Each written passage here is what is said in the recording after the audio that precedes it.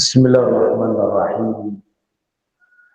Assalamualaikum warahmatullahi wabarakatuh. Innal hamdalillah nahmaduhu wa nasta'inuhu wa nastaghfiruh wa na'udzu billahi min shururi anfusina wa min sayyiati a'malina. من يهده الله فلا مضل له ومن يضلل فلا هادي له أشهد أن لا إله إلا الله وحده لا شريك له وأشهد أن محمدا عبده ورسوله أما بعد. Hadirin kaum muslimin rahimani wa rahimakumullahu jami'an, yang kami hormati para bapak dan ibu-ibu yang semoga Allah subhanahu wa ta'ala memuliakannya. Alhamdulillah, pada kesempatan pagi hari ini Allah memberikan kenikmatan berupa Allah memudahkan kita melakukan sholat subuh dengan berjamaah. Ini adalah sebuah kenikmatan yang sangat besar, anugerah dari Allah subhanahu wa ta'ala. Masjid sarana ibadah bagi umat Islam. Allah subhanahu wa ta'ala akan memberikan pahala yang sangat besar bagi hamba-hambanya yang menunaikan ibadah sholat berjamaah di masjid. Di antaranya adalah hadits Nabi sallallahu alaihi wasallam, "Man ghada ila al-masjid aw raha, a'adda Allah lahu nuzulan fil jannati kullama ghada aw raha." Allah subhanahu wa ta'ala disebutkan dalam hadis ini, barang siapa yang dia berangkat ke masjid di waktu pagi maupun di waktu sore, maka Allah subhanahu wa ta'ala akan memberikan hidangan yang sangat mewah di surganya kelak di waktu pagi dan juga di waktu sore. Maka mudah-mudahan kita, para bapak dan ibu yang kami hormati, kita semua termasuk di antara hamba-hamba Allah subhanahu wa ta'ala yang kelak di dalam surga mendapatkan hidangan-hidangan yang begitu mewah, dikarenakan kita sering mendatangi masjid-masjid Allah untuk beribadah, di antaranya adalah untuk melakukan sholat 5 waktu. Hadirin kaum muslimin rahimani wa rahimakumullahu jami'an. Satu tema yang kita angkat pada ta'lim di pagi hari ini adalah tentang pentingnya ibadah, ahamiyatul ibadah, pentingnya ibadah. Allah subhanahu wa ta'ala menyebutkan dalam surat Ad-Dariyat, "Wa ma khalaqtul jinna wal insa illa liya'budun." Tidaklah aku menciptakan jin dan manusia kecuali dalam rangka untuk ibadah. Ayat ini menerangkan tujuan dari Allah subhanahu wa ta'ala menciptakan kita semuanya adalah dalam rangka melakukan dan menunaikan ibadah, sehingga urusan yang paling penting bagi kita adalah urusan ibadah, dikarenakan Allah menciptakan kita adalah untuk menunaikan ibadah itu. Allah berikan kepada kita kenikmatan makan, minum, rezeki yang melimpah, hasil bumi, hasil perkebunan yang begitu banyak, itu semuanya dalam rangka untuk menunaikan ibadah yang Allah Subhanahu wa ta'ala perintahkan. Sehingga Masya Allah, para bapak dan ibu yang kami cintai dan kami hormati, Allah berikan kepada kita kesemangatan untuk beribadah menunaikan hak Allah yang telah memberikan kepada kita segalanya, dan kita gunakan nikmat itu untuk beribadah kepada Allah Subhanahu wa ta'ala. Hadirin kaum muslimin, kenikmatan yang kita rasakan, contohnya makanan, minuman, harta benda dan yang lainnya, itu semua kaum muslimin adalah dari Allah Subhanahu wa ta'ala. Disebutkan dalam Al-Quran, wa ma bikum min ni'matin faminallah. Nikmat apapun yang kalian rasakan wahai umat manusia, tak lain itu datangnya adalah dari Allah Subhanahu wa ta'ala. Nikmat sehat, nikmat waktu, nikmat kesempatan, nikmat rezeki, itu semua dari Allah Subhanahu wa ta'ala. Disebutkan dalam ayat yang lainnya, wa ataakum min kulli ma sa'altumuh. Akulah yang memberikan segala apa yang kalian butuhkan, yang kalian pinta. Semua nikmat dari Allah Subhanahu wa ta'ala, dan kita diperintahkan menggunakan nikmat-nikmat itu untuk beribadah kepada Allah Subhanahu wa ta'ala. Diperintahkan untuk kita mensyukuri nikmat-nikmat tersebut. Bagaimana cara mensyukuri nikmat-nikmat tersebut? Nikmat sehat, contohnya adalah digunakan untuk ibadah. Ada waktu luang, subuh, zuhur, asar, maghrib, isya, digunakan untuk sholat 5 waktu. Ada kesempatan, mumpung masih hidup, karena ibadah itu selama manusia di dunia. Kesempatan untuk beribadah habis adalah ditandai ketika seorang itu meninggal dunia.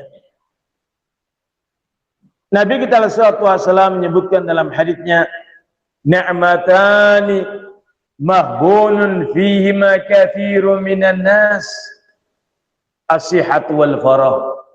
Banyak, ada 2 nikmat kata Nabi.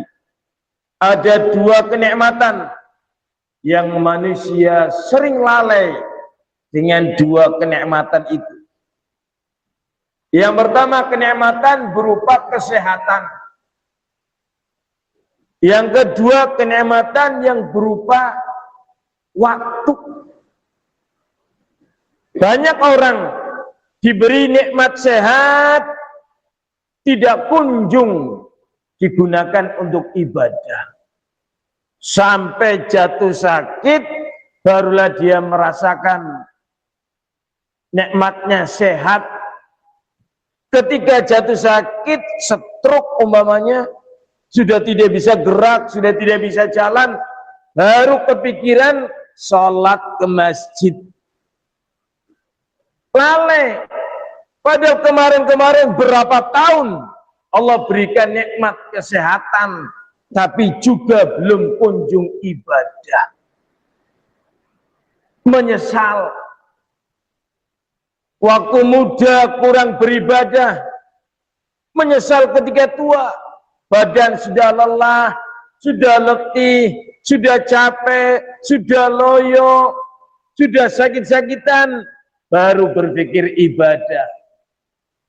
Walaupun demikian, tetap itu adalah amal saleh, tetapi waktu itu berlalu, ternyata dulu sedikit ibadahnya. Maka sekarang ini, sebelum waktu habis, maka mari kita beribadah. Hadirin kaum muslimin, Allah ingatkan dalam Al-Quran, pentingnya ibadah di saat kita masih hidup. Karena dalam Al-Quran disebutkan orang-orang yang mengalami sakaratul maut, mengalami detik-detik kematian, mereka mengatakan kepada Allah untuk diberi kesempatan walaupun sejenak untuk ibadah. Di dalam Al-Quran Allah Subhanahu wa ta'ala berfirman, hatta idza jaa ahaduhumul maut qala, sehingga ketika kematian itu merenggut, ketika ajal itu merenggut, orang itu mengatakan, Rabbi laula akhartani ila ajalin qarib. Wahai Allah, dua seandainya engkau undurkan kematianku barang sejenak, jangan sekarang ya Allah, nanti lagi barang sejenak. Fasaddaqu akum minas salihin, aku akan bersedekah, aku akan menjadi orang yang saleh, aku akan ibadah, aku akan amal saleh, aku akan ini, aku akan itu. Ya Allah, janganlah Engkau matikan sekarang. Beri kesempatan, tunda barang sejenak. Perhatikan ya kaum muslimin, kita belum pernah mengalami sakaratul maut, tetapi kita pasti akan mengalami. Ya tidak Pak? Iya. Karena kullu nafsin dha'iqatul maut.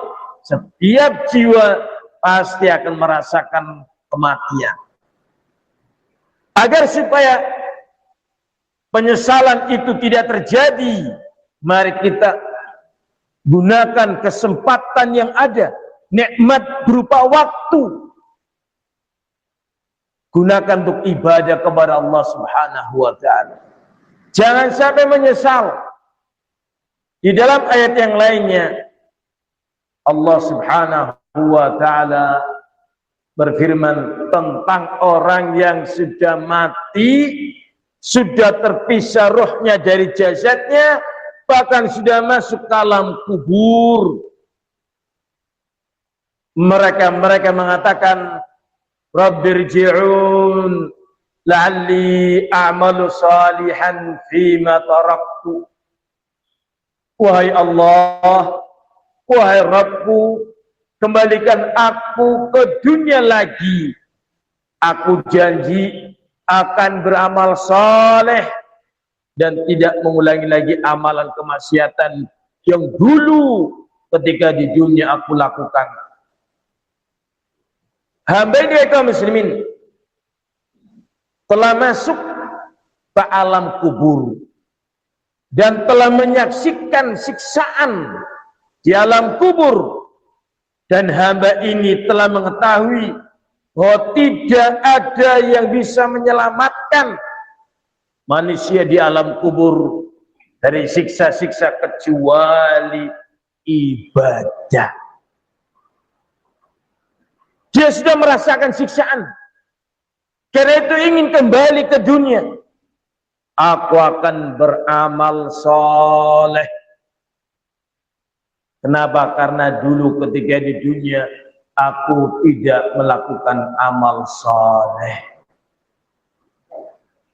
Disebut itu dalam Al-Quran agar kita membacanya, agar kita mengkajinya, memahaminya, kondisi orang yang telah mati. Dia mengatakan, Rabbirji'un la'alli amalu salihan fima taraktu. Wahai Allah, kembalikan lagi aku ke dunia, berikan aku kesempatan hidup yang kedua kali, minta dikasih waktu. La'alli amalu salihan, aku janji akan beramal saleh. Kenapa demikian? Karena dia tahu bahwa yang bermanfaat di alam kuburnya adalah amal saleh. Dia tahu itu, tapi setelah mati, habis sudah waktunya, habis sudah saatnya, dia sudah masuk ke alam kubur.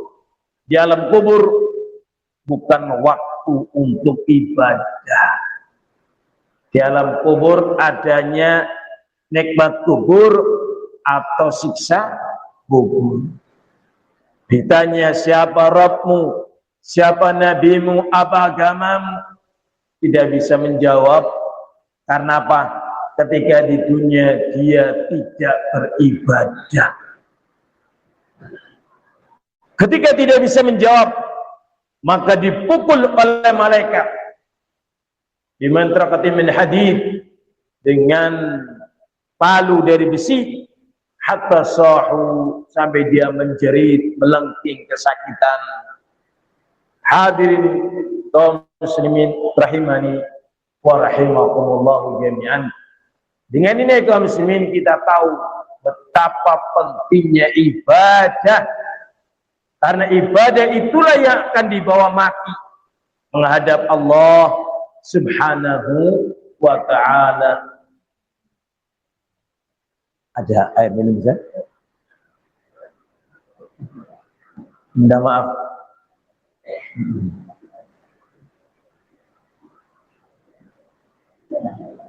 Hadirin kaum muslimin rahimani wa rahimakumullah jami'an.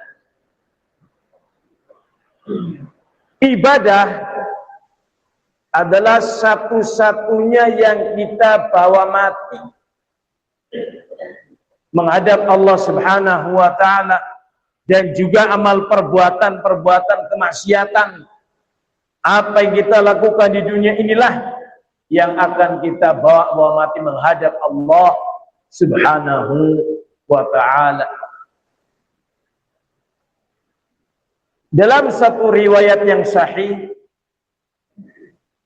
disebutkan oleh Imam Nawawi dalam kitab beliau Riyadhus Shalihin, Nabi kita sallallahu alaihi wasallam bersabda, yad'ul mayta thalathun, ahluhu wa maluhu wa amaluhu.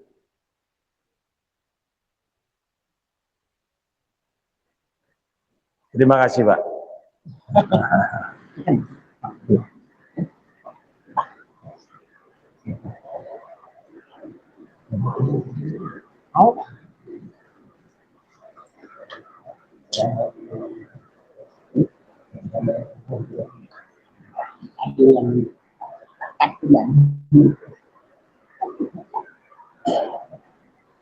Terima kasih, Pak.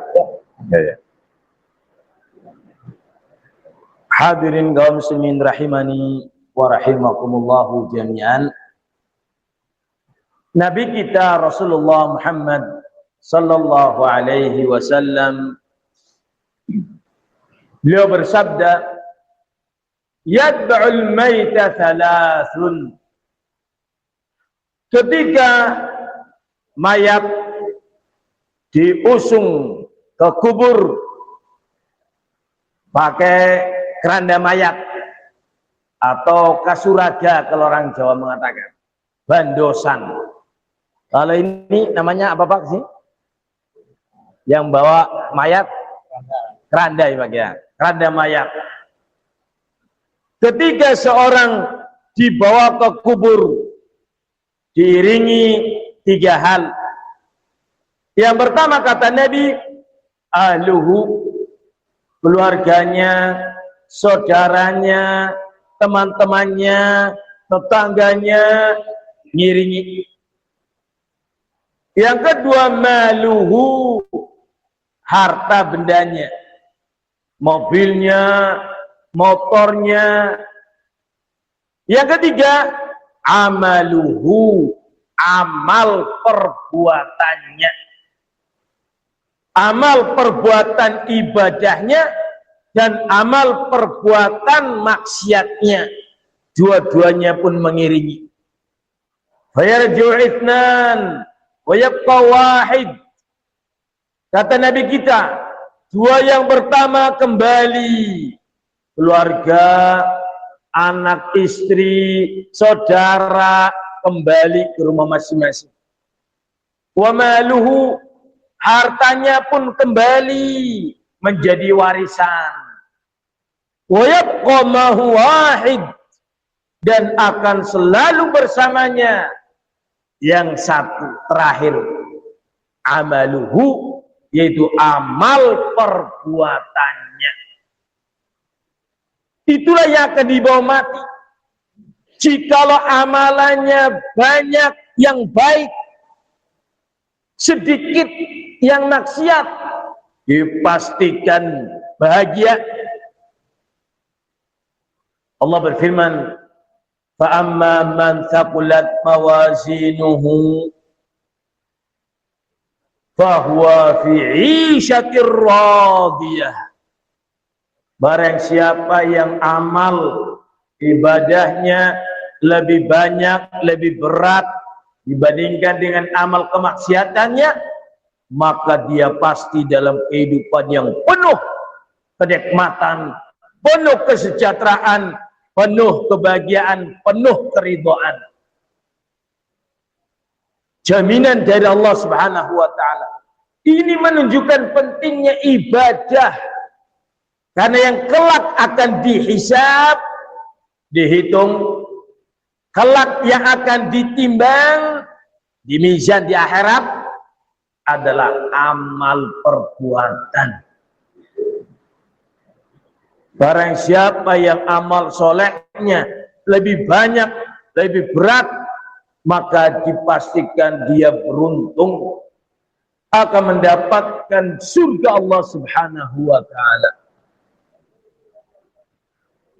Adapun kebalikannya, wa amma man khaffat mawazinuhu, adapun jikalau ada orang yang timbangan amal kebaikannya lebih ringan, yang berat amal maksiatnya, yang lebih banyak amal dosanya, perbuatan-perbuatan kemungkaran lebih banyak daripada amal ibadahnya, maka Allah katakan fa ummuhu hawiyah, tempat tinggalnya adalah neraka hawiyah. Wa ma adraka ma hiya, tahukah kalian apa itu neraka hawiyah? Narun hamiyah, neraka yang sangat panas.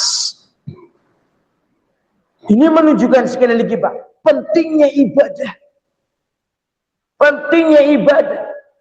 Karena itu yang akan menyebabkan kita meraih ridha Allah. Itu yang menyebabkan kita meraih rahmatullah. Itu yang menyebabkan kita meraih surganya Allah Subhanahu wa ta'ala. Kaum muslimin rahimani wa rahimakumullahu jami'an. Kita semuanya pasti menginginkan kebahagiaan dunia dan akhirat.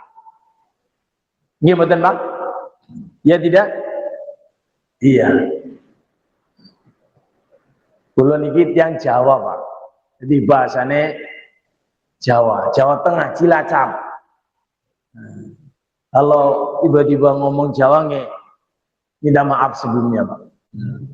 Karena kebiasaan. Hadirin kaum muslimin, setiap kita berdoa, Rabbana atina fid dunya hasanah wa fil akhirati hasanah wa qina adzabannar. Berdoa, ya Allah, berikanlah kepada kami kebaikan di dunia dan berikan kepada kami kebaikan-kebaikan di akhirat, dan lindungi kami dari siksaan api neraka. Semua kita menginginkan ini. Nabi kita banyak sekali berdoa dengan doa ini. Bahkan doa ini adalah satu doa yang dicontohkan oleh Rasul ketika seorang tawaf mengitari Ka'bah antara Rukul Yamani sampai Hajar Aswad, diperintahkan berdoa sebanyak-banyaknya. Rabbana atina fid dunya hasanah wa fil akhirati hasanah wa qina adzabannar. Doa yang sangat sempurna, mengharap kepada Allah kebahagiaan di dunia dan kebahagiaan di akhirat, dan terlindungi dari api neraka.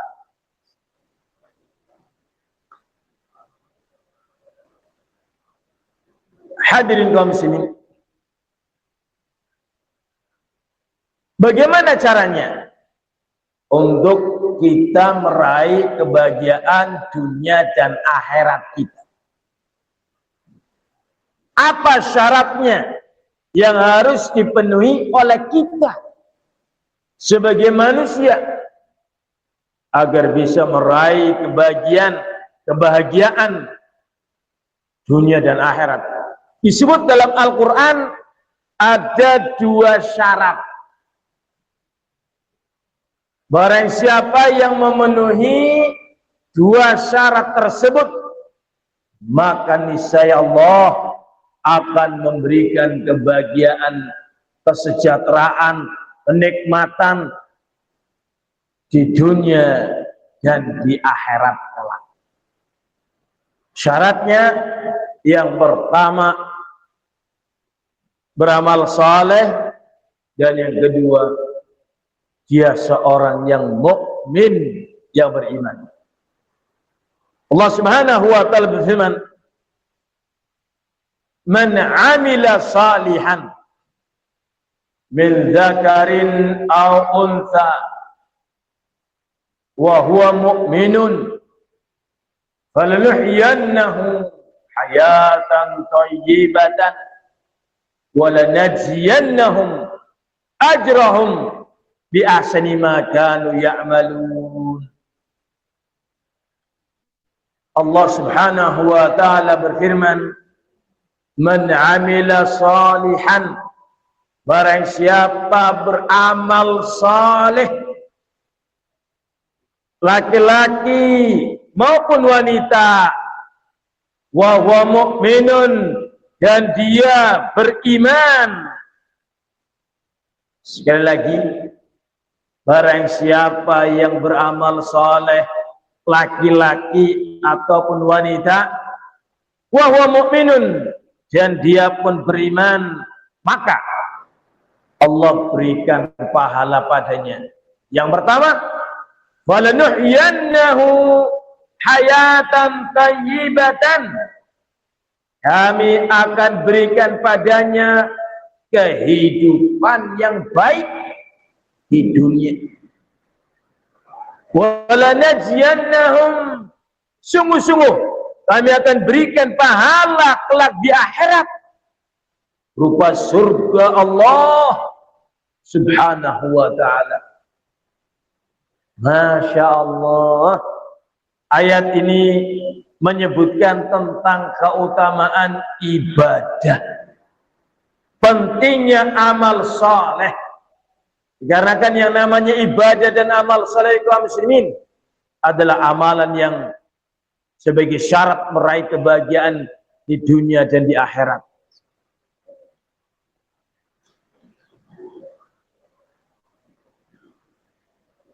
Silakan Pak, yang sudah mendapatkan dinikmati kopi Pak.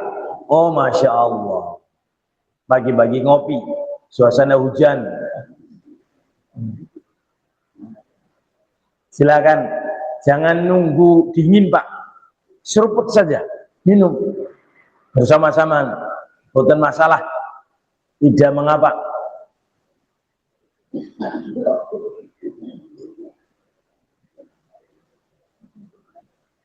Hadirin kaum muslimin rahimani wa rahimakumullah jami'an. Sembari minum kopi, dilanjutkan taklim pun ya. Lanjut. Kita menyampaikan hanya 1 jam. Insya Allah tidak lebih. Kita mulai tadi jam 5 kurang 10 atau kurang 1/4 Pak, di diskon Pak. Nah, dikorting. Nanti kita akan berhenti pada jam 6 kurang 1/4. Tidak terlalu lama insya Allah. Masih bisa sabar ya Pak ya? Masih ya. Juga hujan Pak, mau pulang juga hujanan. Mau kopi apa teh? Monggo. Bisa Pak.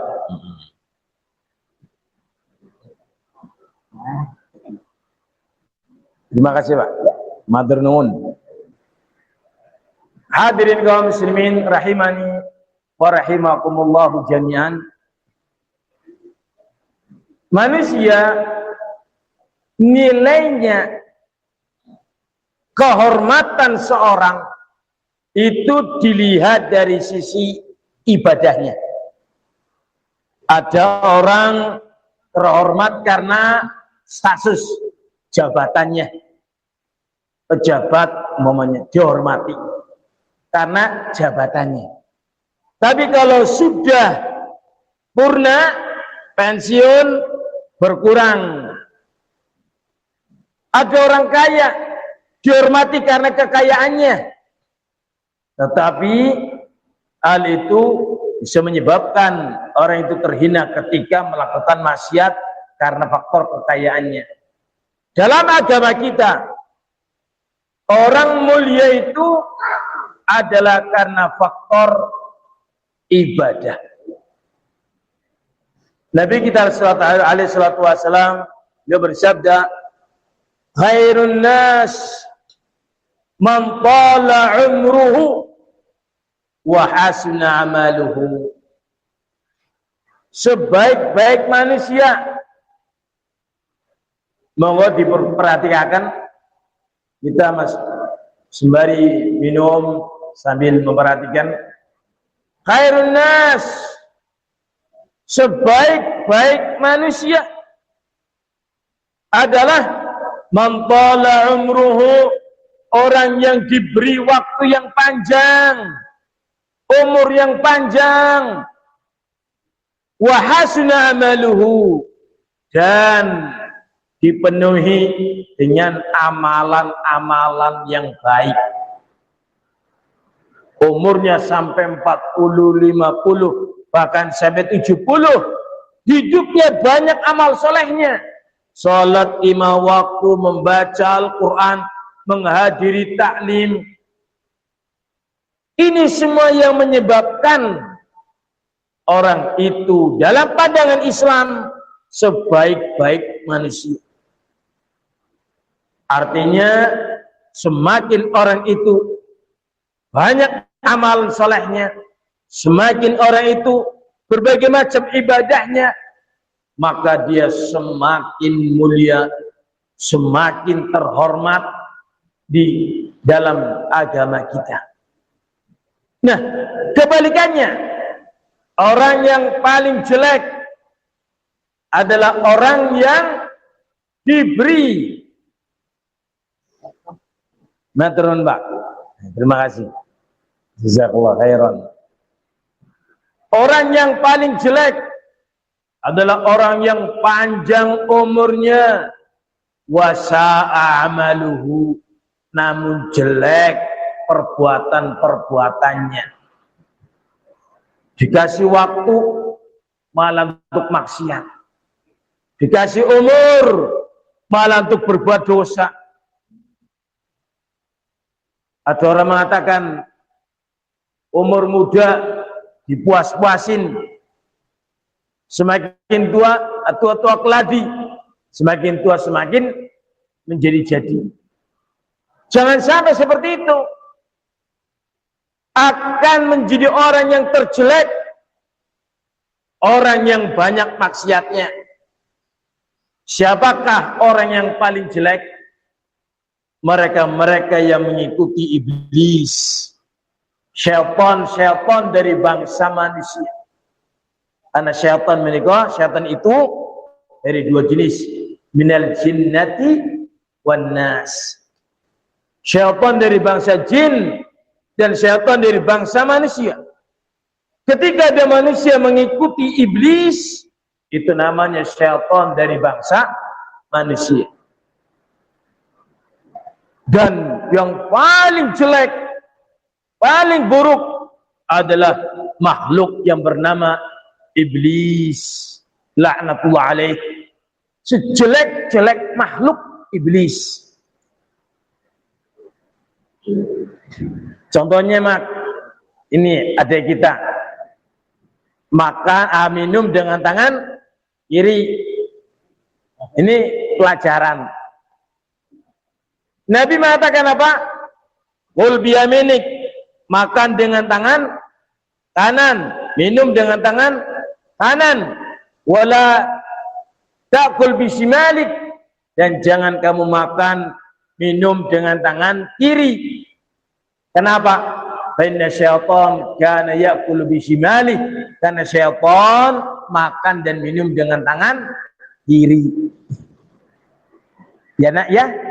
Iya. Hadirin yang kami muliakan, manusia yang terbaik siapa? Nabi kita Muhammad sallallahu alaihi wasallam. Orang terbaik, orang paling mulia, kekasih Allah nomor 1, yang disebut dengan kalimat Khalilullah nomor 1. Kalau kita semakin mengikuti Rasul, semakin mencontoh Rasul, maka kita semakin mulia, semakin baik. Tapi kalau kita mencontoh syaitan, mengikuti iblis, semakin jelek. Begitulah Nabi kita SAW menyebutkan, khairun nas man tala umruhu wa hasuna amaluh. Sebaik-baik manusia adalah orang yang umurnya panjang, digunakan untuk ibadah. Wa syarrun nas man tala umruhu wa sa'amaluh. Dan sejelek-jelek manusia adalah orang yang diberi umur yang panjang tetapi dipenuhi dengan kemaksiatan dan dosa. Hadirin kaum muslimin, para bapak dan ibu yang kami cintai, monggo silakan Pak. Mumpung masih hangat, saya juga pengen minum tehnya. Monggo Pak.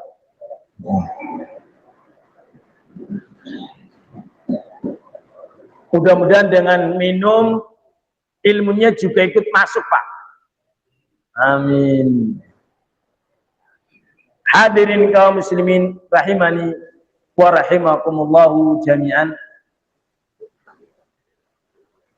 Amalan ibadah di antara keberuntungannya kaum muslimin adalah menghapus dosa-dosa yang telah lalu. Innal hasanat yudhibnas sayyi'at. Nabi sallallahu alaihi wasallam dan hadits Mu'adz bin Jabal beliau mengatakan, wa adbi'is sayyi'atal hasanat tamhuha. Sesungguhnya amalan saleh menghapus amalan dosa yang telah lalu. Nabi mengatakan, barang siapa yang berbuat dosa, segeralah beramal saleh, karena amal saleh itu menghapus dosa yang telah lalu.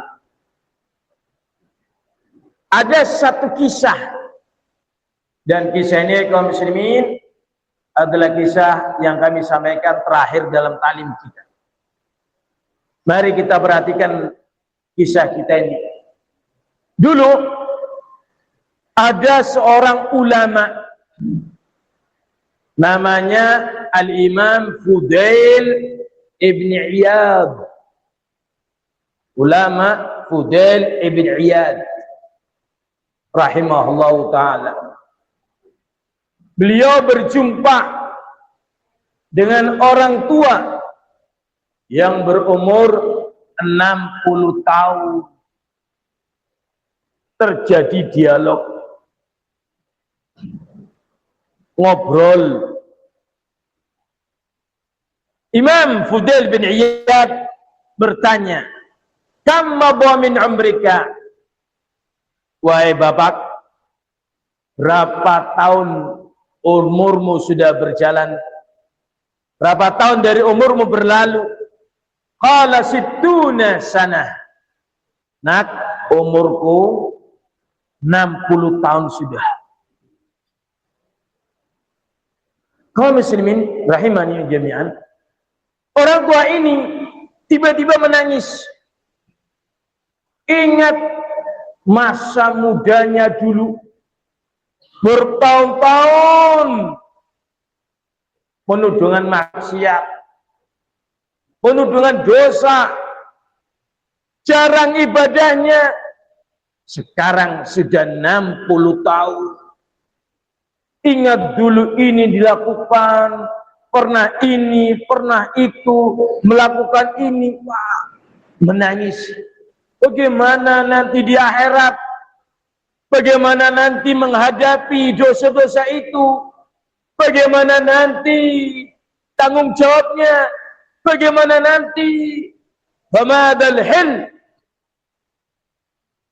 Orang tua tersebut bertanya kepada ulama Fudail bin Iyad, bagaimana caranya menghadapi ini semuanya?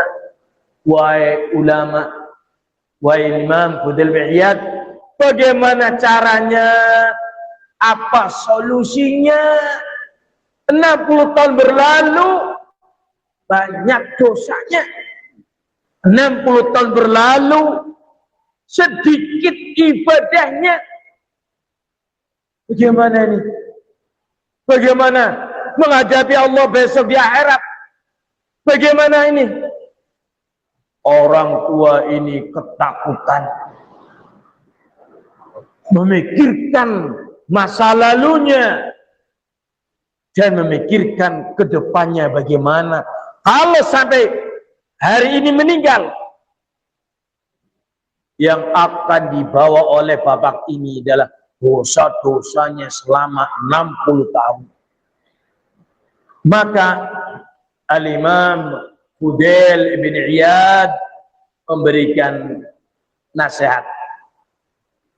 Mari kita perhatikan nasihatnya para bapak dan ibu yang kami muliakan.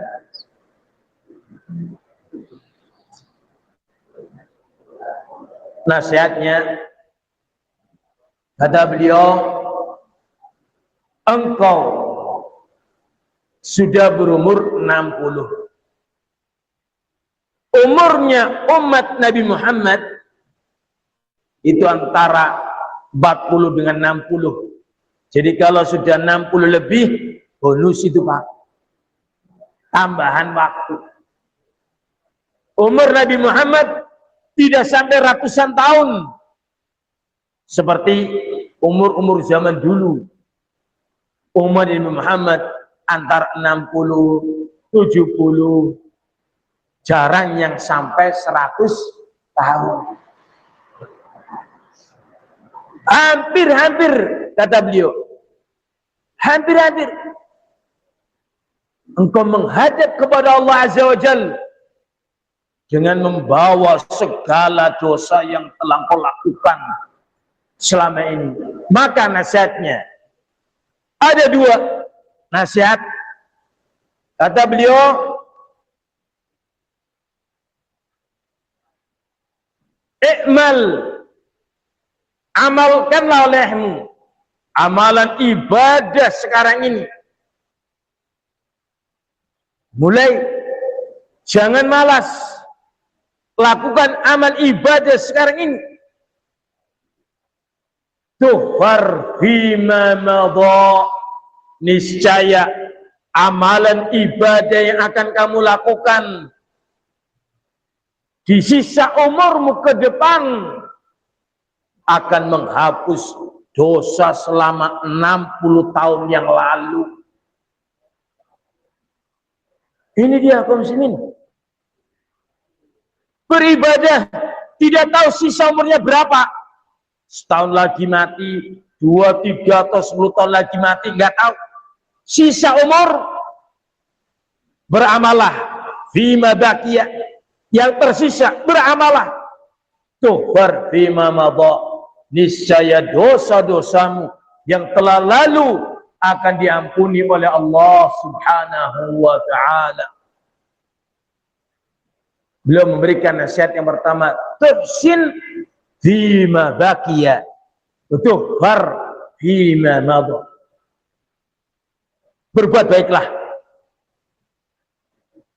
pada sisa umurmu, niscaya kau mendapatkan ridha Allah, rahmatullah, ampunan Allah, dosa selama 60 tahun diampuni. Nasihat yang kedua, kalau engkau tidak kunjung berbuat baik sekarang ini, masih saja maksiat, masih saja dosa, masih saja melakukan kemungkaran, maka engkau akan disiksa dari dosa semenjak 60 tahun yang lalu dan dosa yang akan datang yang kamu lakukan. Allah akan murka kepadamu dan akan menyiksamu. Allah berfirman dalam Al-Quran, "Falamma asafuna intaqamna." Ketika mereka membuat marah kami, maka kami siksa mereka. Hadirin kaum muslimin, kesimpulannya adalah mari kita beribadah. Perbanyak amal soleh agar hidup kita menjadi orang yang baik, dan yang paling pokok adalah kelak di akhirat mendapatkan surga Allah Subhanahu wa ta'ala. Jangan kebalikannya, hidup di dunia ibadahnya kurang, maksiatnya banyak, nanti yang akan binasa adalah kita juga yang melakukan perbuatan-perbuatan itu. Allah Subhanahu wa ta'ala berfirman, laha ma kasabat wa 'alaiha maktasabat. Setiap orang akan mendapatkan pahala sesuai dengan amal kebaikannya, dan setiap orang akan menanggung dosa-dosa yang dilakukannya. Allah sebutkan, wa an laysal insan illa ma sa'a. Manusia tidak akan mendapatkan apapun kelak di akhirat kecuali sesuai dengan perbuatannya masing-masing ketika di dunia. Inilah yang bisa kami sampaikan. Mudah-mudahan bisa dipahami, minimalnya bisa didengar. Bisa didengar, betul Pak? Bisa didengar ya? Alhamdulillah. Kalau bisa didengar, mudah-mudahan bisa memahami. Dari memahami itu mudah-mudahan bisa mengamalkan. Mari beramal, dan itu untuk kita sendiri masing-masing. Amalan soleh kembalinya kepada kita masing-masing. Jangan malas karena umur itu terbatas. Kita mengatakan besoklah ibadah. Kapan? Bulan depan. Ternyata mati Pak. Belum sampai bulan depan sudah mati. Ada mengatakan tahun depan saya tak sholat jamaah. Nah sekarang belum bisa. Saya masih banyak syahwatnya. Umpamanya pun gitu. Ternyata belum sampai tahun depan sudah diusung Pak ke kubur. Rencana tahun depan ibadah gagal karena waktunya sudah habis. Seperti talim kita, waktunya juga sudah habis. Jam 6 kurang seperempat. Seperti yang tadi kami janjikan. Mudah-mudahan apa yang kami sampaikan membangkitkan semangat beribadah kepada Allah Subhanahu wa taala demi meraih kebaikan dunia dan kebaikan akhirat. Demikian bisa kami sampaikan, lebih dan kurangnya kami mohon maaf. Kita tutup dengan doa kafatul majlis. Subhanakallahumma bihamdika asyhadu an la ilaha illa anta astaghfiruka wa atubu ilaik. Assalamualaikum warahmatullahi wabarakatuh.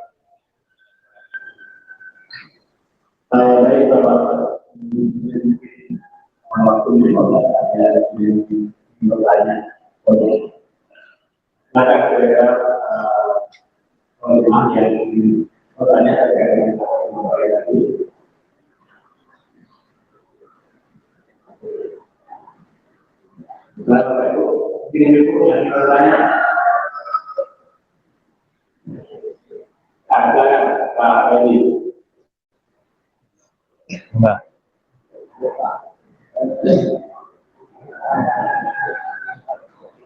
Pakai ini.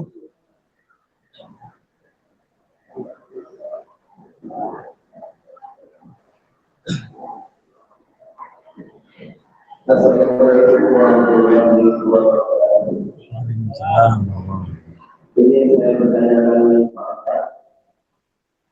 bagaimana waktunya yang semua manusia yang luar biasa tiba-tiba dia menyiapkan berdua baru beribadah. Apakah itu bisa diterima? Ulangi Pak. Dulu maksiat, ulangi lagi. Berbuat biasa gitu. Nah. Kedua baru niat beribadah memperlukan. Ya. Itu yang saya. Ya Pak. Ada lagi yang saya terima. Ya. Baik,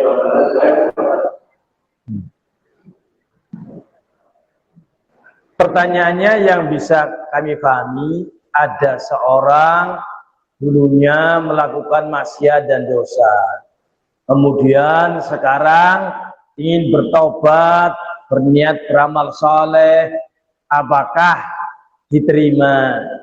Jawabannya kaum muslimin, Nabi kita dalam hadits yang sahih riwayat Imam Muslim dari sahabat Abu Hurairah radhiyallahu an, disebutkan hadis ini dalam kitab Riyadhus Shalihin al-Imam Nawawi, bahwa Allah Subhanahu wa taala membuka pintu tobat bagi hambanya selama dia belum sakaratul maut.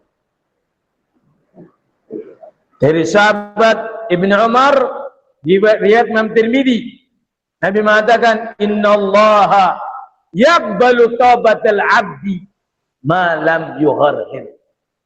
Sesungguhnya Allah Subhanahu wa taala akan menerima taubat seorang hambanya sebelum dia sakaratul maut.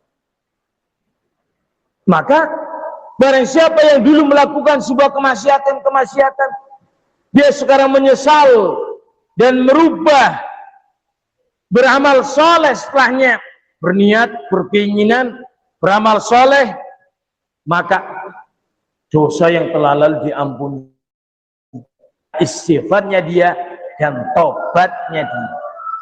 Dalam hadis yang sahih, hadis qudsi, Allah Subhanahu wa taala berfirman, ya ibadi kullukum tukhti'una bil-lail wan-nahar wa ana aghfiru dzunuba jami'an fastaghfiruni aghfir lakum. Wa ya hamba-hambaku, kalian melakukan dosa sepanjang pagi, sore dan malam, dan aku adalah zat yang mengampuni dosa-dosa, maka mintalah ampun kepadaku, aku akan ampuni. Dalil tentang ini, ayat, hadis begitu banyak yang akan kami sampaikan sebagai jawaban yang terakhir dari pertanyaan ini. Adanya satu kisah dari sahabat Abu Sa'id al-Khudri radhiyallahu anhu, disebutkan dalam kitab Riyadhus Shalihin karya Imam Nawawi. Nabi berkisah, kana fi man kana qablakum rajulun qatala 99 nafsan. Dulu ada seorang pembunuh yang membunuh 99 orang. Dia bertanya ke masyarakat, coba tunjukkan kepadaku, kepada orang yang berilmu, saya akan bertanya, apakah masih ada pintu tobat bagiku? Fadullah ala raghibin. Di saat itu dipertemukanlah kepada seorang ahli ibadah tapi ilmunya cetek. Ditanyakan, orang ini telah membunuh 99 orang. Balau min tabah, apakah dia masih ada kesempatan untuk bertobat? Orang ini karena dangkal ilmunya mengatakan, la, tidak. Enak sekali kamu, sudah sedemikian parah, kok mau tobat? Jawabannya dengan perasaan, Pak. Dosamu teramat banyak, minta tobat, enggak. Faqatalahu, akhirnya orang itu pun dibunuh lagi. Fakamala biha mi'ah, genap menjadi 100. Orang ini masih ingin tobat, niat tobat. Kali ini masyarakat betul-betul mencari orang yang alim, yang punya ilmu. Dipertemukan, ditanyakan, innahu qatala mi'ata nafsin halau min tabah. Dia telah membunuh 100 orang, apakah masih ada pintu tobat? Faqala, si alim ini menjawab dengan ilmunya, na'am, ya, masih ada pintu tobat untuknya. Wa ma yahulu bainahu wa bainat tabah, apa yang menghalangi dia dengan tobat? Tidak ada. Segera bertobat. Masya Allah.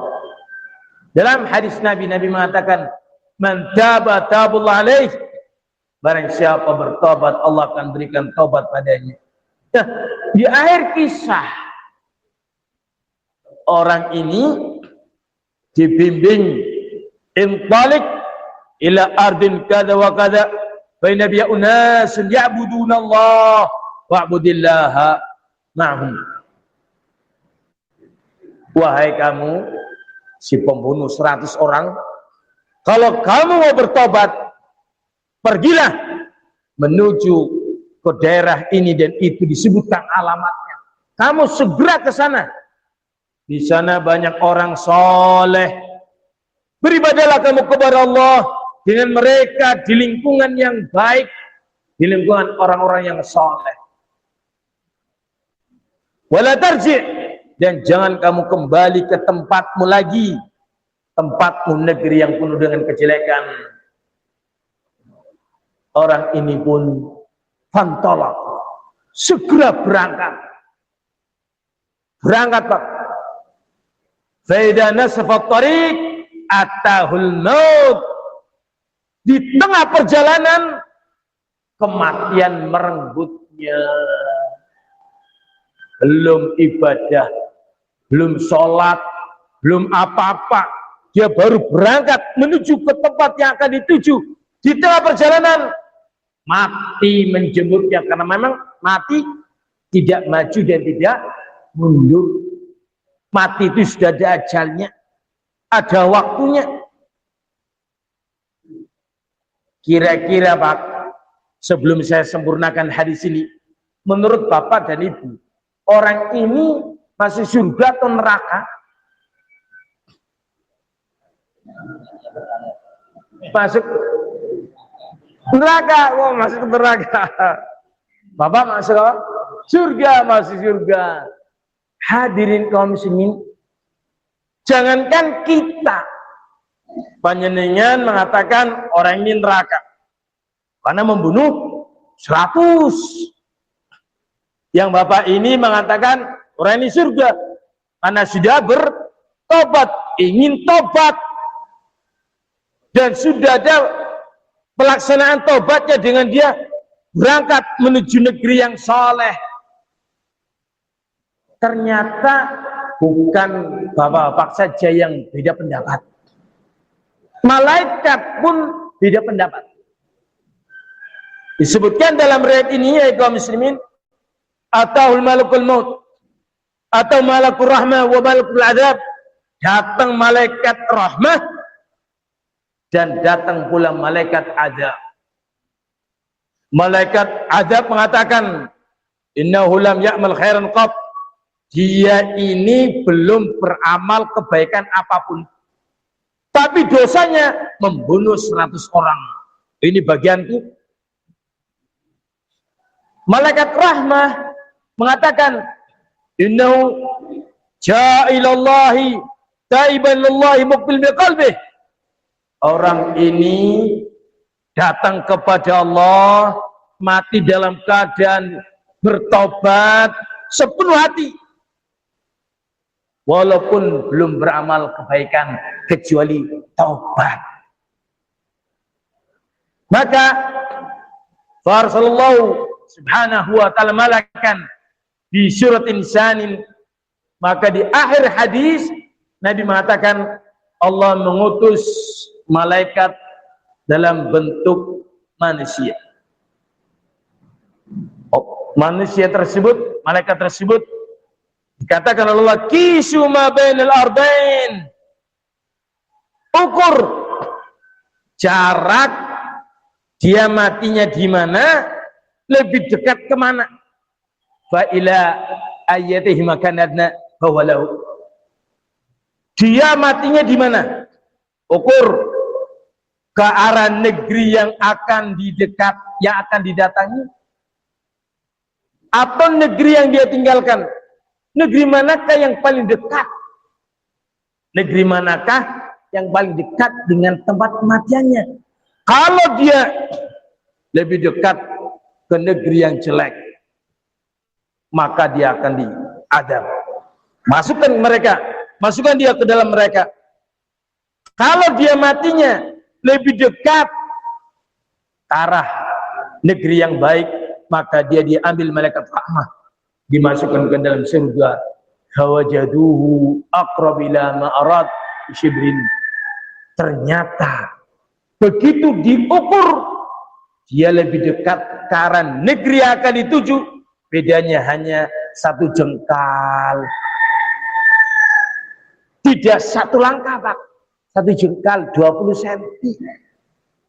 Dengan itu diambil oleh malaikat rahmah, jadi dimasukkan ke dalam surga. Hadirin kaum muslimin, Bapak pengen yang semisal ini? Nunggu nanti kalau sudah mau mati baru tobat? Jangan, Pak. Kita tidak tahu matinya kapan. Berencana tobatnya tahun depan, matinya besok, Pak. Terlambat.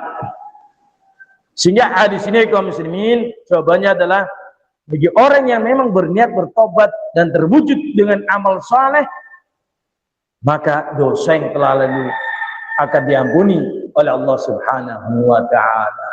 Demikian yang bisa saya sampaikan. Mudah-mudahan bisa dipahami, Pak.